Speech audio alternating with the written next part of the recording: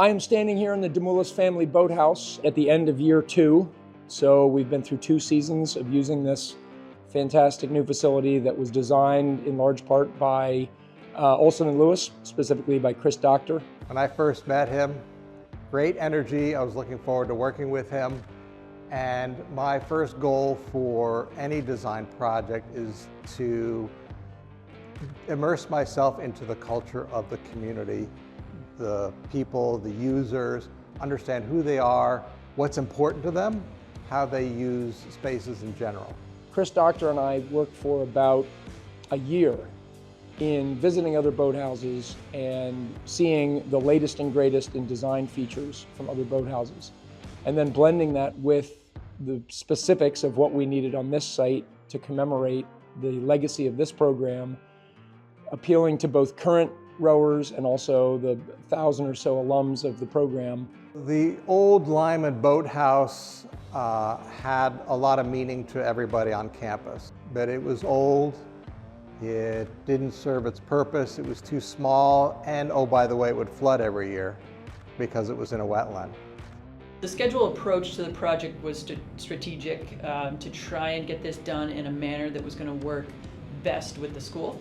After Brooks got through their fall rowing season, we came in and demoed the existing boathouses, and the goal was to get the new boathouse in place before the following fall season.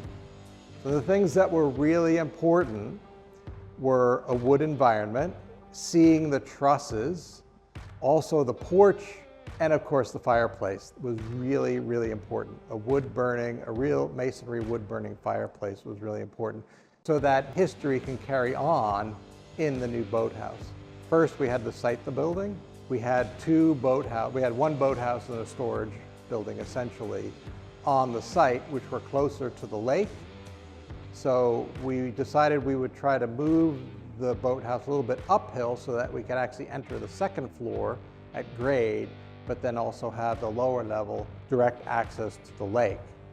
We were doing excavation and foundations through the winter, which was definitely a challenge, but we had a plan in place and were able to move through the winter successfully.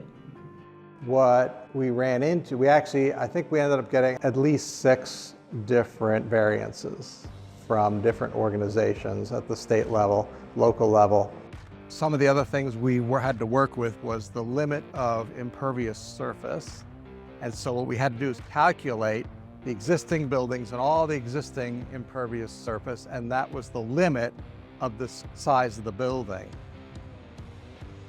In terms of the building itself, we wanted for the sustainability, we wanted to minimize the amount of climate control and energy that it used.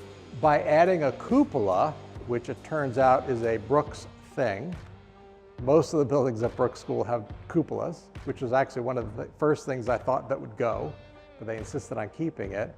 But it actually worked in our favor so that it could act as a ventilation for all the air in the building to rise up throughout the building. All the walls don't go to the underside of the deck so that the air can flow freely in the space.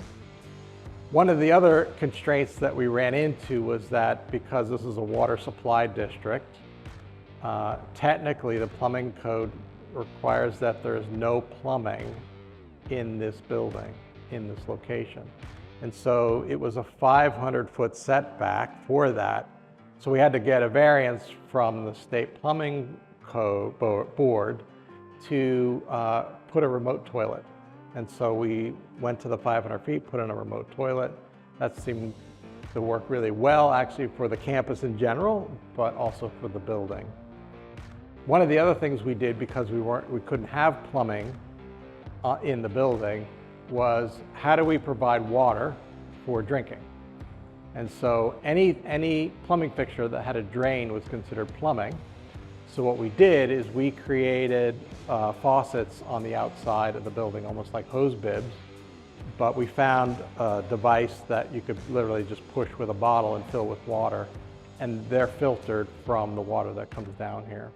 And they live over the metal grid of the deck so that the water can just go down through that. It has become a place, thanks to the excellent technical abilities of our team, a place where we host every race, a place where we live stream from drones, signing in to watch their sons and daughters compete in this fantastic sport. I'm proud of the way it looks, and I'm proud of the way it came out, and there was definitely a great team dynamic during the construction, which you don't always get. We ended up with this design, which in my opinion is one of the finest high school boathouses in the country.